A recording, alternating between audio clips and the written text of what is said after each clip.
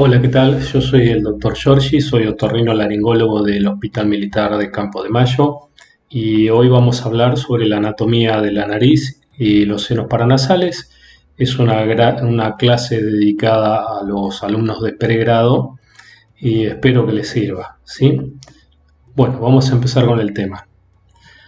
Si empezamos con la pirámide nasal, lo que vamos a tener es la abertura piriforme, que está formado por los huesos que son la lámina ascendente del maxilar superior, los huesos propios nasales por arriba, y en la parte inferior cierra la espina nasal con también el maxilar superior.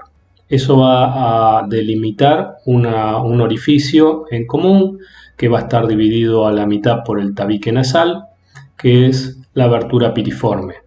Y la pirámide nasal va a estar formada por los huesos propios en la parte superior, que se van a articular con la glabela o la apófisis nasal del frontal, se van a articular lateralmente con las apófisis ascendentes del maxilar superior y en la parte lateral y anterior va a estar formada por cartílagos, los cartílagos triangulares, que a su vez se van a unir con el cartílago septal, que es el cartílago del tabique.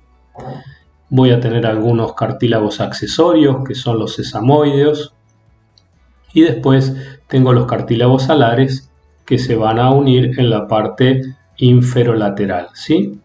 Tienen una rodilla, ¿sí? Tienen una parte inferior o un ala central y una parte lateral, que acá lo vemos desde abajo, que van a delimitar a su vez dos sectores, uno por acá que es cuando se adosan a los huesos propios en su parte inferior, y en esta parte donde los cartílagos alares se van a unir a los triangulares superponiéndose sobre ellos.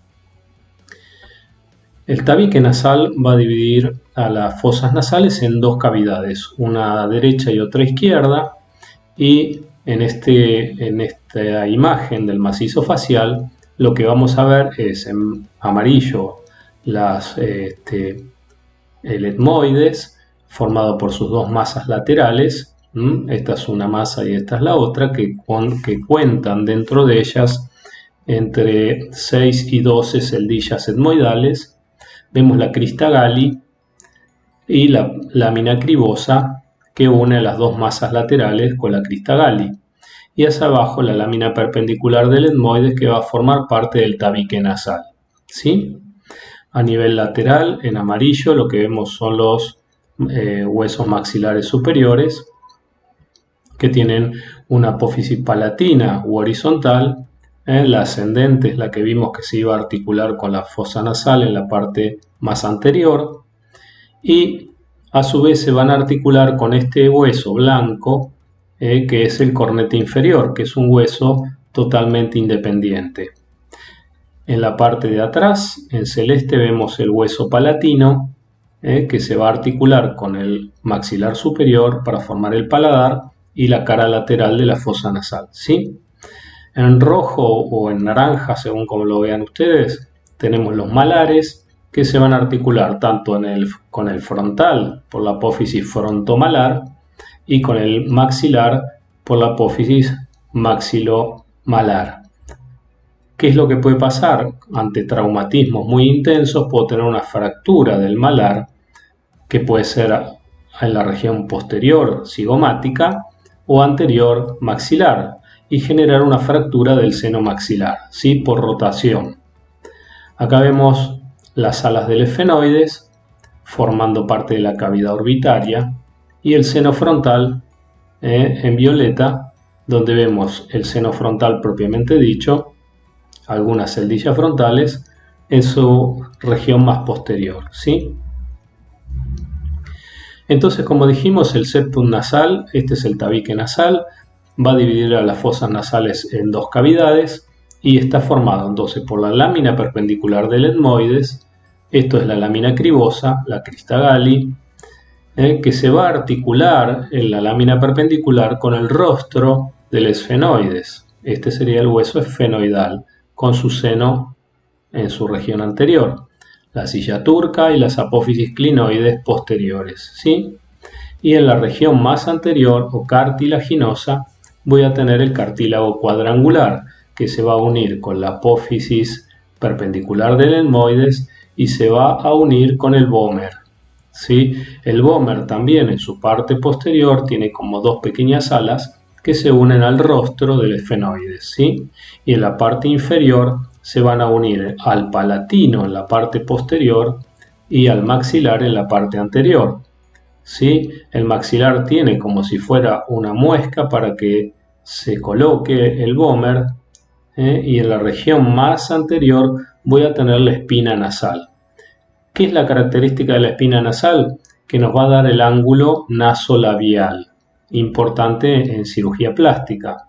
Como arriba voy a tener el ángulo nasofrontal, que puede ser de 100, 180 o 120 grados, y acá entre 90 grados aproximadamente, o 120 grados, ¿sí? Acá detrás vemos las apófisis pterigoides, con el gancho de la pterigoides en la parte posterior.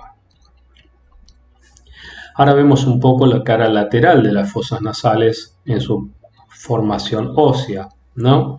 Entonces vemos en blanco los huesos propios de la nariz que se articulan con la glabela o la apófisis frontal del frontal.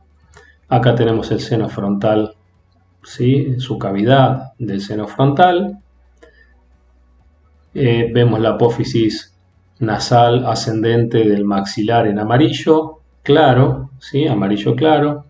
El conducto incisivo anterior. Vemos el palatino en celeste con el orificio esfenopalatino, que es muy importante porque acá va a ingresar la arteria esfenopalatina, que es rama de la maxilar interna. Después lo vamos a ver. En blanco tenemos entonces el cornete inferior. Vamos a tener después el cornete medio, en este caso, que está retirado para que podamos ver la masa lateral del etmoides. Y acá vemos, que después lo vamos a ver en detalle, qué importancia tiene el meato medio. Y en rojo tenemos el unguis. El unguis junto con el maxilar superior, con la apófisis frontal del maxilar superior, van a delimitar junto con los distintos huesos de la órbita el canal lagrimal, ¿sí? Que después también vamos a hablar un poco de él.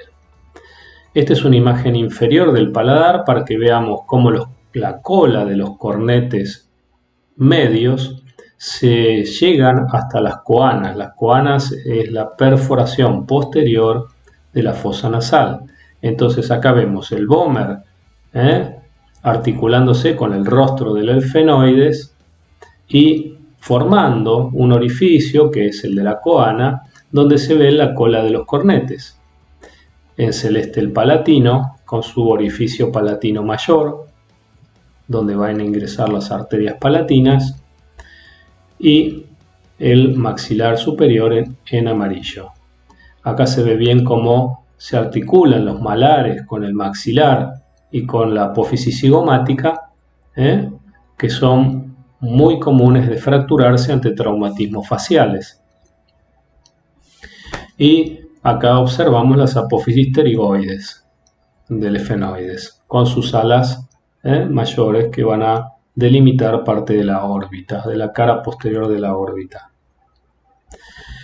Esta diapositiva lo que nos quiere mostrar son cómo a medida que vamos creciendo se van formando los senos paranasales, ¿sí? Al año prácticamente no tengo senos frontales. A los 4 años recién tengo una pequeña gemación que va creciendo hacia la periferia. A los 8 años recién tengo un seno un poquito mayor y a los 12 años tengo un seno mayor hasta los 20 con su desarrollo final. Lo mismo pasa con el seno maxilar. Al año tengo una pequeña gemación, a los 4 años tengo un seno muy pequeño, a los 8 años tengo el seno un poco más desarrollado, a los 12 tengo ya un seno con alguna cavidad mediana y entre 20 y 60 años se termina el desarrollo de la neumatización facial. ¿Por qué está esta diapositiva? Porque muchas veces me han traído chicos chiquitos de 4 años diciéndome que tenían cefalea porque tenían sinusitis frontal. En los niños es muy frecuente la sinusitis etmoidal. ¿Por qué? Porque las celdillas etmoidales, que son entre 6 y 12 aproximadamente, ya están desarrolladas en los niños pequeños. Por eso es muy común la separación de las masas laterales del etmoide por la lámina papirácea hacia la órbita, se separan por una lámina muy delgadita de hueso. Entonces en los niños pequeños puedo tener sinusitis etmoidales con complicaciones orbitarias, ¿sí? Entonces, si yo tengo un chico con una complicación orbitaria y es menor de 5 a 6 años, es muy probable que tenga una etmoiditis aguda, ¿sí? Bueno, estos son distintos cortes tomográficos donde puedo observar el septum, el tabique. El tabique tiene una dilatación central o de Sutherland, que es un resabio anatómico donde en los animales tenían muy desarrollado el olfato en este sector. Entonces es un sector donde hay algunas dilataciones vasculares que generan como un engrosamiento del septum, pero en nosotros ya no tendría mucho sentido porque no tenemos ninguna actividad olfatoria en este sector, ¿sí? Vemos los cornetes medios e inferiores, las celdillas etmoidales, la crista Galli, la lámina perpendicular del etmoides. ¿Cuál es la característica? Estas son más anteriores. A medida que voy hacia la derecha, los cortes son más posteriores. Estos son tomografías coronales, ¿sí? Pero ¿cuál es la característica? Empezamos a ver los cornetes, acá están los senos maxilares, estas son las órbitas. Los cornetes van a delimitar espacios por debajo de ellos. Entonces, debajo del cornete inferior voy a tener el meato inferior. Debajo del cornete medio voy a tener el meato medio. Y debajo del cornete superior o supremo, que sería este, voy a tener el meato superior, ¿sí? Entonces, meato superior, medio e inferior por ahí abajo, ¿sí? Las celdillas etmoidales suelen ser bastante desarrolladas y acá empezamos a ver las dos celdillas efenoidales, ¿sí? En la parte más posterior de la tomografía. Bueno, un poco vamos a hablar entonces de la vascularización de las fosas nasales. Las fosas nasales tienen dos características vasculares, que está compartido el territorio de la carótida externa con el territorio de la carótida interna. ¿Cuáles son las arterias que van a proveer irrigación a través de la carótida interna? Las dos arterias etmoidales, la etmoidal anterior y la etmoidal posterior. La etmoidal anterior se va a unir en su parte más anterior de su irrigación con la del subtabique y la palatina ascendente, y junto con una rama de la maxilar interna de la pterigopalatina o esfenopalatina van a formar el área de Kieselbach. El área de Kieselbach es donde se unen las tres, la etmoidal anterior, la del subtabique o labial superior y la esfenopalatina, una rama. Es una zona altamente propensa al sangrado por traumatismos o por traumas digitales o en sí por dilataciones vasculares muy superficiales que hacen que esta zona sangre con mucha facilidad, ¿sí? Y de la carótida externa voy a tener ramas como la esfenopalatina, la arteria del subtabique, que van a proveer la irrigación a través de la arteria carótida externa, ¿sí? Acá vemos como la arteria labial, tenemos la labial inferior y la labial superior, va a dar ramos para la parte inferior del tabique y para las fosas nasales, ¿sí? Esto se ve la abertura piriforme. Y la arteria palatina ascendente va a dar también irrigación en el piso de la fosa nasal. Esta es una imagen en un preparador fresco donde se retiraron todas las celdillas etmoidales. ¿Para qué? Para que podamos observar cómo transcurren las etmoidales por el techo de los cuerpos del efenoides, o sea, el techo de los dos cuerpos del efenoide, de los cuerpos del efenoides, transcurren las arterias etmoidales anteriores y posteriores, ¿sí? Esta es la idea de esta imagen.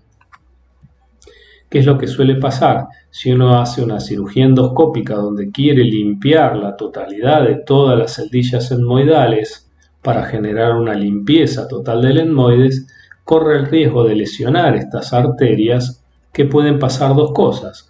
Una, que se retraiga hacia la órbita y genere un hematoma en la órbita, donde corremos peligro de una proptosis, o sea que el ojo salga hacia afuera y me traccione el nervio óptico, o que me genere una hemorragia que me obligue a terminar la cirugía endoscópica con un taponaje en el caso de que yo no pueda ubicarla para generar una ligadura de la arteria. Entonces puede generarse esas dos complicaciones producto de una cirugía por ahí muy intempestiva o donde uno no tiene cuidado con estos reparos anatómicos. La inervación de las fosas nasales van a ser de tipo sensitiva y autonómica o neurovegetativa. Dentro de la inervación sensitiva va a estar provista por el maxilar superior y el nervio nasofrontal o nervio frontal del quinto par, ¿sí? Del trigémino. Y la inervación neurovegetativa voy a tener dos posibilidades: la inervación simpática y la inervación parasimpática. La inervación simpática va a ser vasoconstrictora, o sea, los cornetes y la mucosa nasal tienen importantes dilataciones vasculares que tienen la finalidad de calentar el aire y proveerle humedad al aire, y está regulada tanto por el simpático como por el parasimpático, que van a generar dilatación de los cornetes, como si fueran los radiadores de una habitación, esos radiadores de agua. Bueno, cuando circula el agua caliente por los radiadores, en este caso la sangre, aumenta la temperatura del cornete, con lo cual sirve para calentar el aire que transcurre alrededor de él, ¿sí? Entonces el simpático cervical, a través del ganglio simpático cervical superior, va a dar la vasoconstricción de los cornetes y de la mucosa nasal. Y el nervio vidiano, que es un nervio que proviene del intermediario, ¿sí? Del séptimo par, llegando a través del petroso superficial mayor, hace sinapsis en los ganglios pterigopalatino y va a ingresar con la arteria pterigopalatina por el orificio pterigopalatino como habíamos visto antes, del palatino cuando se une con el maxilar superior, y va a generar la vasodilatación producto del tono parasimpático. Bueno, acá esta es una imagen en fresco, ¿sí? Y la idea es que se retiró el cornete medio. Este es el cornete inferior, donde se le ve la cabeza, el cuerpo y la cola. Se dividen en tres, entonces, tres porciones cada cornete: cabeza, cuerpo y cola, ¿sí? Acá vemos el cabum, ¿sí? Acá está la coana, el orificio posterior de la nariz. Acá está el orificio anterior o vestíbulo nasal, la pirámide nasal.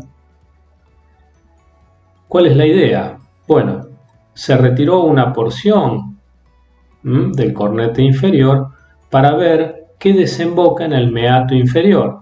Lo único que tengo que desemboca en el meato inferior es el conducto lacrimonasal, que está marcado acá con el número 17. ¿Sí? Se retiró el cornete medio para que puedan observar. El cornete medio tiene una característica: cuando se inserta en la masa lateral del etmoides, tiene una raíz de inserción que se llama raíz tabicante. Esa raíz del cornete medio me va a dividir las masas laterales del etmoides en celdillas anteriores y celdillas posteriores. que no van a estar comunicadas entre sí. Entonces, las celdillas anteriores del etmoides van a drenar la mucosidad en el meato medio y las celdillas posteriores lo van a hacer en el meato superior, ¿sí? Acá también se retiró el cornete supremo o superior, ¿sí? Entonces, ¿qué es lo que veo acá? Con el 9 veo el orificio de drenaje del esfenoides. Acá se observa el seno esfenoidal, ¿sí? Acá está la silla turca. Esto sería, ¿sí?, la base de cráneo. Entonces tengo la desembocadura del esfenoides y de las celdillas etmoidales posteriores. Y en el meato medio voy a tener las celdillas etmoidales anteriores y el drenaje del seno frontal en la parte más alta de la... Ahora vamos a ver la comunicación del seno frontal y la comunicación del seno maxilar al meato medio. En esta zona yo voy a tener dos reparos anatómicos importantes que se usan mucho en las cirugías endoscópicas. Uno es la apófisis unciforme, que es como si fuera una forma de coma, que es un relieve que se produce en el meato medio, que la puedo ver si yo luxo, si empujo el cornete medio hacia el tabique. Entonces ahí puedo pasar con el endoscopio y lo primero que voy a ver es una convexidad que me va a generar el canal lagrimal anterior. Después voy a ver la apófisis unciforme que me va a ocultar el canal uncibular. Se llama canal uncibular porque es como un canal a donde van a desaguar las secreciones del frontal y del etmoides anterior y del maxilar. En la cirugía endoscópica uno hace una uncinectomía, la apófisis unciforme, que tiene forma de una coma que va de arriba hacia abajo y de adelante hacia atrás.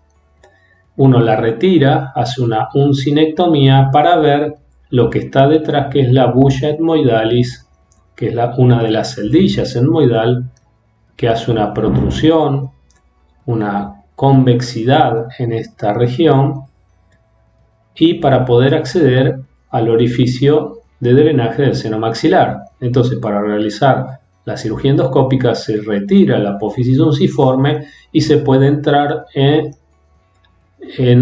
el canal uncibular, se puede retirar la bulla etmoidal para limpiarla y se hace una antrotomía o una apertura del seno maxilar para aumentar su drenaje, ¿sí? Bueno, acá un poco lo que habíamos hablado, esto sería la órbita o el seno maxilar, si es un corte más bajo, y acá se observa cómo el canal lagrimal hace una pequeña pancita o convexidad por delante de la apófisis unciforme, ¿sí? Y acá estaría la bulla etmoidal, que es una de las celdillas etmoidales, ¿sí? Este sería el cornete medio, que estaría lateralizado hacia el tabique, el septum nasal, para poder ingresar en esta zona con el endoscopio y poder ver todos estos reparos anatómicos. Acá lo mismo, acá se observan los distintos orificios de drenaje del etmoides, el drenaje del seno maxilar, esta es la cara lateral de la fosa nasal y este sería el infundíbulo de drenaje del seno frontal, bien alto por arriba de la apófisis unciforme, bien alto. ¿Sí? Esto sería la bulla etmoidalis y otras celdas de drenaje, ¿sí? Esto sería la visión con un endoscopio de 0 grados, donde acá veo el septum, que en este caso tiene una desviación o espolón. Acá abajo estaría el cornete inferior, este es el cornete medio que tengo que desplazar hacia el tabique para poder ingresar en esta zona para poder ver todos estos reparos. Como yo estoy entrando desde adelante hacia atrás, necesito retirar la apófisis unciforme para acceder a los drenajes de los distintos senos etmoidales anteriores, frontal arriba y maxilar abajo. Lo mismo, acá sería una imagen donde se ve la bulla, el cornete medio. El cornete medio en la región bien anterior se une a la lámina cribosa. Por eso cuando uno lo luxa, lo desplaza hacia el tabique, tiene que tener cuidado en la región anterior de no lesionar la lámina cribosa, porque si yo hago una cirugía endoscópica y lesiono la lámina cribosa porque hago una maniobra brusca sobre el cornete medio, lo que puedo tener al final de la cirugía es una rinorraquia, o sea, pérdida de líquido cefalorraquídeo a través de la nariz, producto de la lesión de la lámina cribosa. ¿Sí? Es muy importante, no voy a entrar en el tema de las clasificaciones, pero les quiero dar una pequeña introducción. Es muy importante hacer una tomografía para ver cómo es el piso de la lámina cribosa respecto de la órbita y de los senos etmoidales. ¿Sí? ¿Qué es lo que vamos a tener que tener en cuenta? Puedo tener el cornete inferior, la apófisis unciforme, puedo tener una lámina o un seno de la celdilla de Haller, que es anterior e inferior del etmoides, que está en contacto con la órbita. Si yo tengo una etmoiditis en la celdilla de Haller, que es la primera que está acá abajo, está en blanco, puedo tener una lesión o una infección en la órbita producto de la sinusitis de este seno, como así también lo puedo tener con la bulla etmoidalis, ¿sí?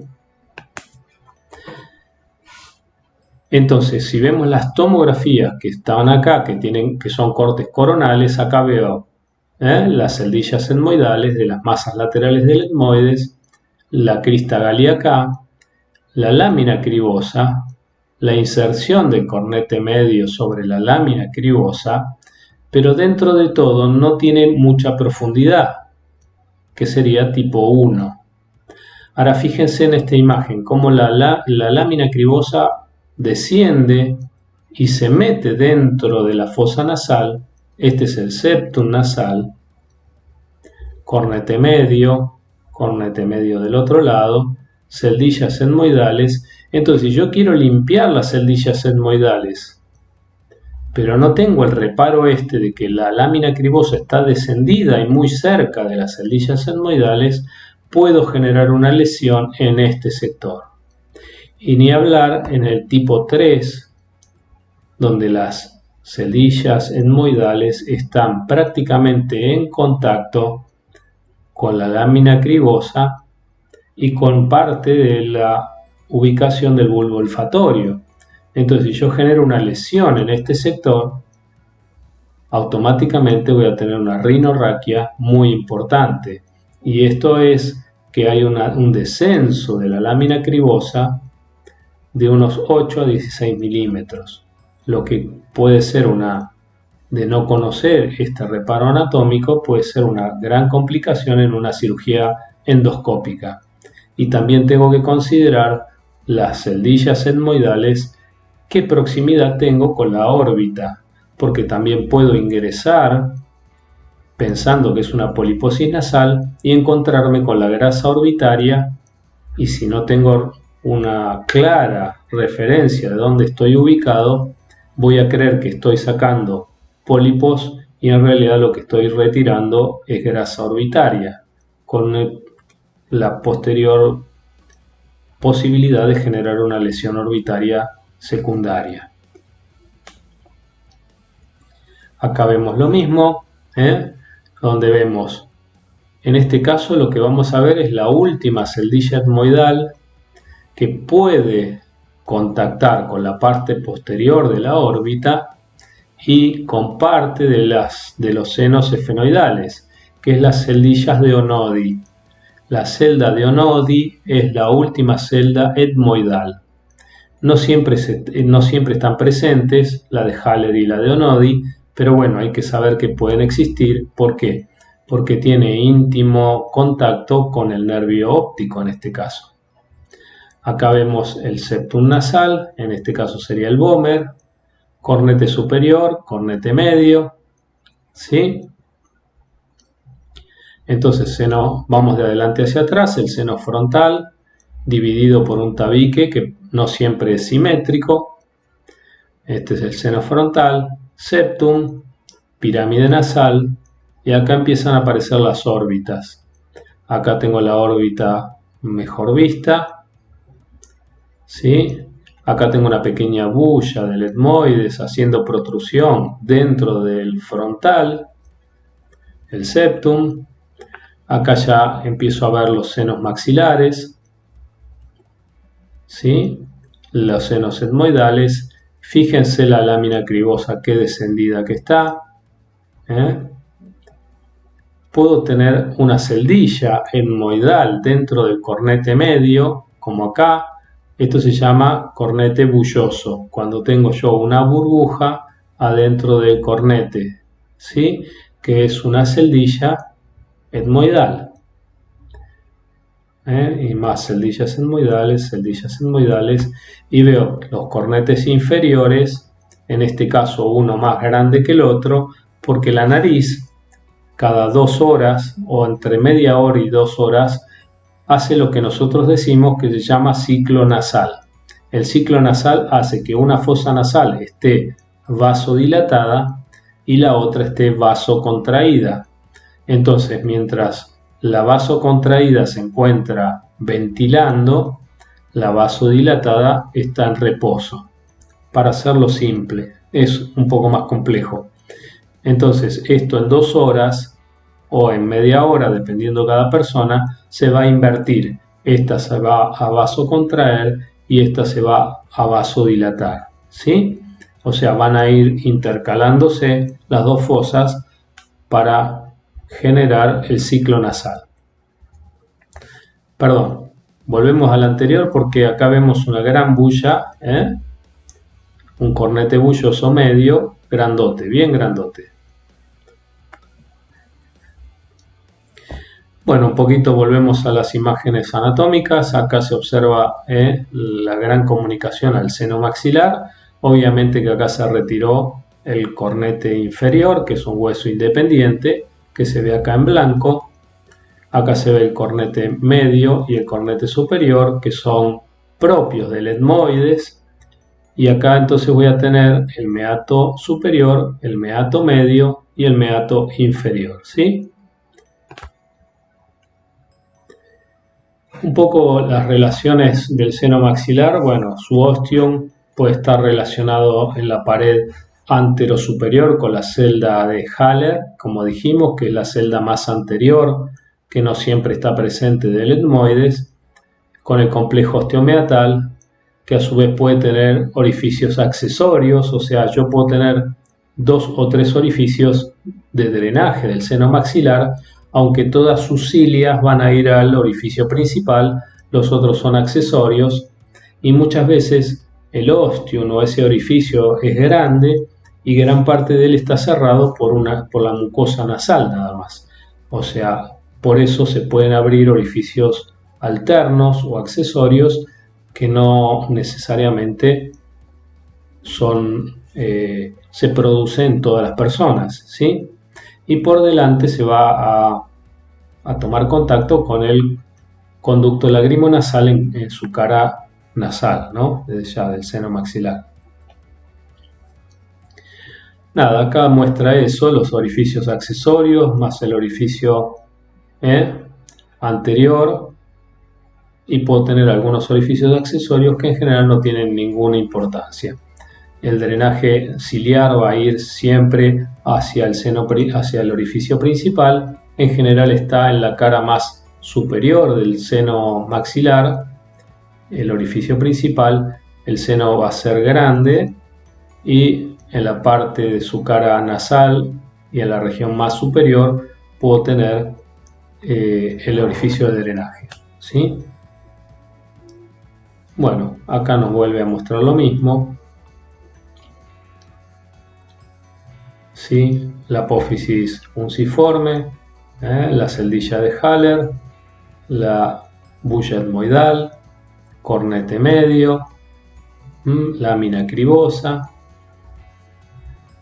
por su unión del cornete medio con la lámina cribosa en este sector, yo puedo tener células olfatorias, neuronas olfatorias, en este sector del cornete medio, ¿sí? Como voy a tener en la lámina cribosa y como voy a tener en el cornete superior. Entonces puedo tener una zona olfatoria que me abarque parte del cornete medio. Bueno, estas son dos imágenes que coloreamos para que tengamos una idea de lo que sería una radiografía.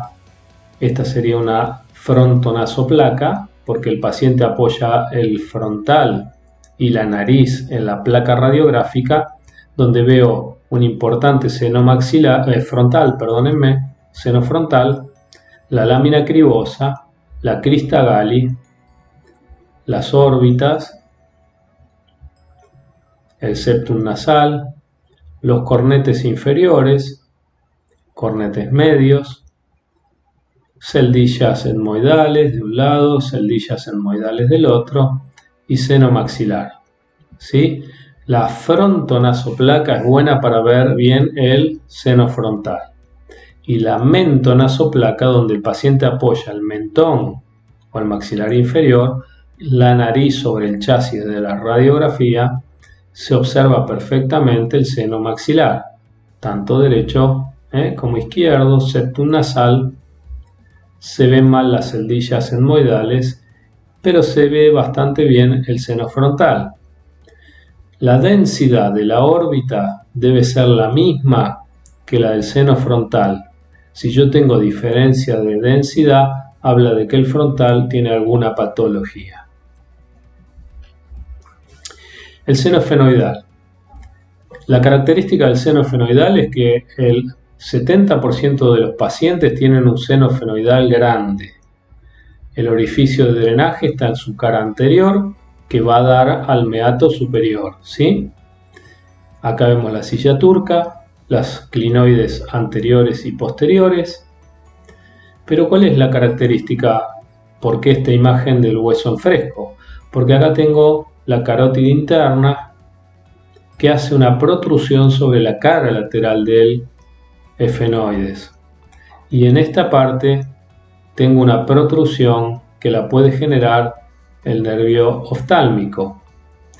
Entonces la cirugía endoscópica del seno esfenoidal hay que hacerla con cuidado de no lesionar la cara lateral, porque esto generaría una gran complicación, la ruptura de la carótida o la lesión del nervio oftálmico. Ahora vamos a ver qué otras estructuras lindan con la pared lateral nos pueden generar amplias complicaciones, ¿sí? El 23 o al 28% pueden tener un seno más pequeño, con una silla turca posterior y un nervio óptico bien diferenciado y distante del seno, lo cual no generaría ningún inconveniente. Y un 5% tienen un seno muy pequeño, prácticamente sin desarrollar. En la cara, acá lo que observamos es la apertura de la trompa de Eustaquio. Esto sería el cabo.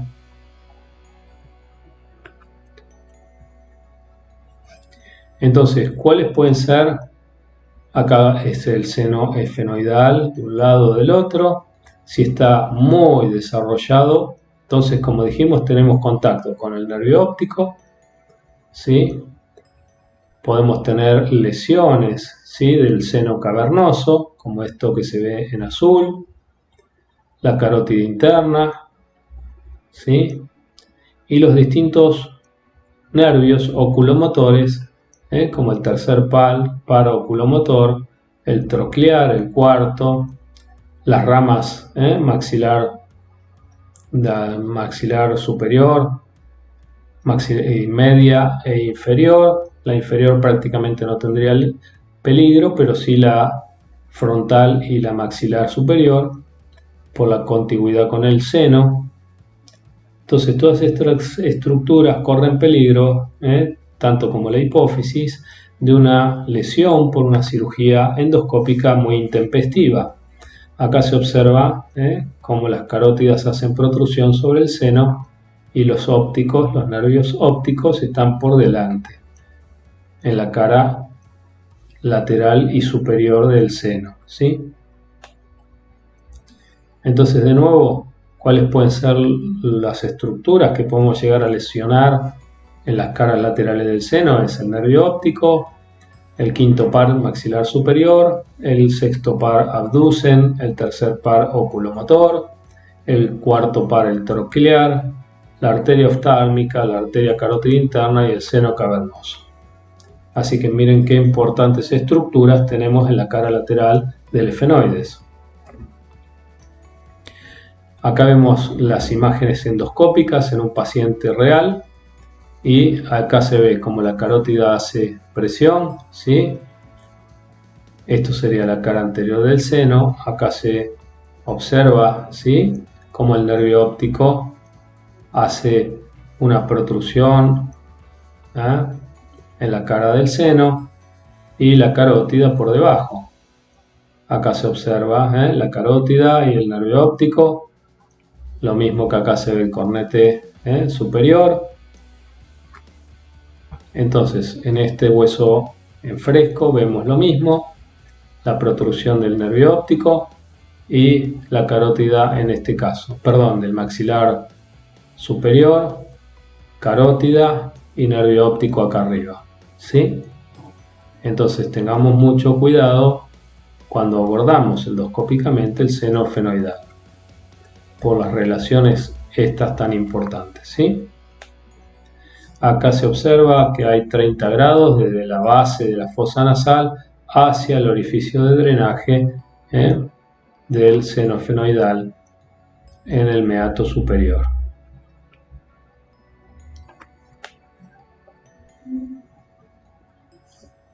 Volvemos a repetir un poquito qué es lo que pasaba con la celdilla de Onodi, que era la más posterior de las celdillas etmoidales que abrazan al nervio óptico y pudiendo generar lesión ante una etmoidectomía endoscópica si me voy muy arriba y hacia atrás, ¿sí? Entonces puedo lesionar el nervio óptico por la celda de Onodi y la puedo lesionar en el efenoides, que sería el segundo sector más vulnerable del nervio.